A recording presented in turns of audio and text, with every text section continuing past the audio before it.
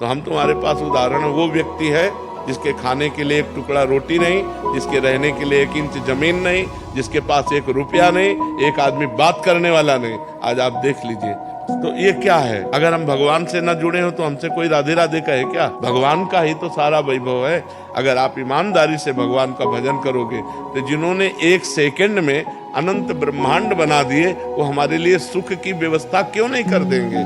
ये सब भगवान से ही जुड़ने से तो है। अगर हम भगवान के ना हो तो थोड़ा सोच लो, हमारे पूरे परिकर में शासन है, चाहे बच्चा हो चाहे बच्ची हो, बिल्कुल धर्म से चलो, ऐसे किसी से मत कर देना।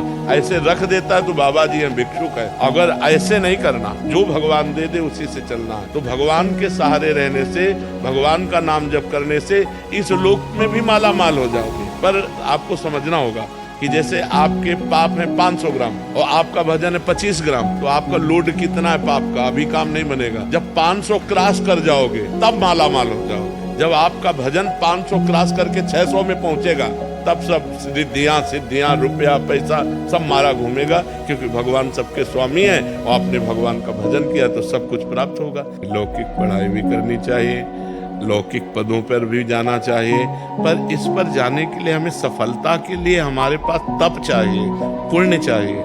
नहीं तो बहुत सी डिग्री लिए घूम रहे हैं, नौकरी भी नहीं मिल रही है। बहुत से अच्छे डॉक्टर हैं लेकिन वो सब्ज नहीं हो पा रहे। उसका पूर्व का जो पाप है वो उसको असफल कर देगा। इसलिए हमें तप चाहिए, हमें परोपकार चाहिए, हमें भजन चाहिए जो हमारी सफलता को हमारे सामने पेश कर सके। उसके लिए नाम जप करो, हो सके परोपकार करो। परोपकार जैसा कोई धर्म आप समझो तो अगर आप परोपकार करोगे, आप दूसरे बड़े बूढ़ों की सेवा करोगे, नाम जप करोगे, तो निश्चित आपको सफलता प्राप्त होगी। साथ में अध्यात्म चाहिए, अध्यात्म के बिना सफलता अधूरी है। जैसे आप बहुत बड़े पदाधिकारी बन गए, खूब रुपया कमा लिए, लेकिन मरोगे तो न पद जाएगा न रुपया जाएगा। अगर भगवान का नाम जप किया है, परोपकार किया, वो आपके साथ जाएगा, वो आपका मंगल करेगा। इसलिए नाम जप करो और परोपकार की भावना में रहो। परोपकार जरूर करो। कभी किसी का एक्सीडेंट हुआ दिखाई दे, दौड़ पड़ो, उसे उठा करके अस्पताल ले जाओ, उसकी से ये जो पुण्य है ये आपको सफल करेगा। पहली बात तो ये समझ लो, विश्व में कोई ऐसा पैदा नहीं हुआ जो हमारा अहित कर दे। हमारा कर्म ही हमको अहित कराता है। वो व्यक्ति रूप में आवे, घटना रूप में आवे, परिस्थिति रूप में आवे, चाहे जो रूप धर कर ले, हमारा कर्म ही हमारा अहित कर सकता है। विश्व में और कोई पैदा नहीं हुआ कि हमारा अहित कर ले।